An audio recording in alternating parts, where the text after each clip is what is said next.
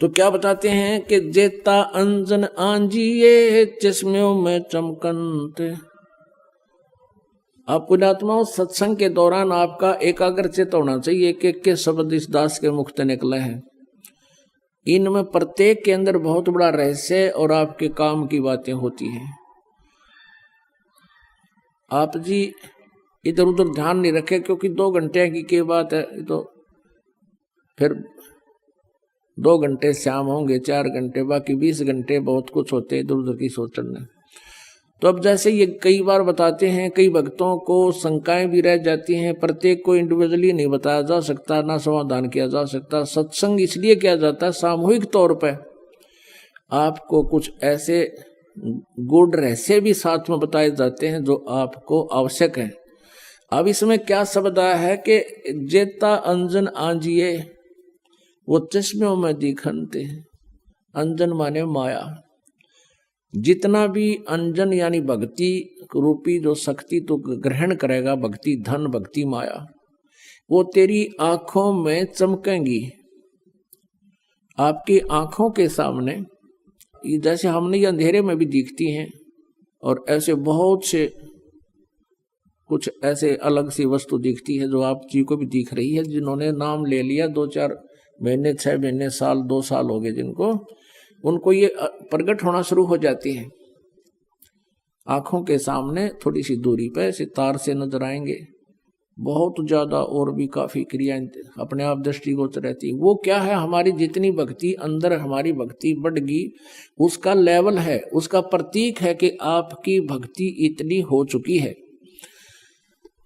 और एक भक्त, कई बार कुछ भक्त ऐसे मिले, वो कहने लगे जी मेरी आंखें खराब होगी, आंखें के आगे काला काला दिखे, तार से दिखे, और डॉक्टर को भी दिखा, डॉक्टर बोला ऑपरेशन करा ले। मैंने कहा भाई ये तार जो है, ये जो भी तुझे दिखाई दे रहा बेटा, तेरी भक्ति का प्रतीक है, और ये हमें भी दिखाई देते हैं। ये ना दिखे फिर भक्ति है नहीं तुम्हारी। ये देखने से नहीं अपने आप दिखेंगी, ऐसे आप ध्यान से देखोगे। आपको कई बार ऐसा लगा जैसे कोई मक्खी आ गई, खाना खाते समय भी ऐसे लग रहा है मक्खी या मच्छर आ गया, लेकिन वो हमारे परमात्मा अंदर से जो भक्ति का आगे प्रतीक, वो रिफ्लेक्शन बाहर आ रहा है। और ये सूक्ष्म शरीर ऐसा ही होता है, और ये भक्ति का प्रतीक भी उस नूर से ही हमारा ये लेवल बता रहा है। तो इस प्रकार चिंतित नहीं होना। बहुत से ऐसे भक्त हैं, एक कहने लगा जी मैं तो घर से बाहर नहीं निकलूं, देखूं जब मैंने दिखन लग जाए, मैंने डर गया कदे भूत हो। पुण्यात्माओं, पहले इस दास को बचपन से ही ये थोड़ा सा दिखाई देता था, ये पूर्व जन्म की जो कोई संस्कार डिपॉजिट रह रहा था ना, तो खोजिए पता नहीं कहाँ कहाँ देवता बनकर, राजा बनकर, और वो थोड़ा सा दिखाई देता था। ज्यादा से ज्यादा 1 इंच की लंबाई होगी, एक ही था वो, यानी इतनी ही शेष कमाई बची थी इस कलयुग में। वो पूर्व जन्म की डिपॉजिट भक्ति की पुण्य कमाई थी। और ये दास ये सोचा करता मेरी आंखें कुछ कमजोर हैं, इसलिए ये कुछ दृष्टि दोष है।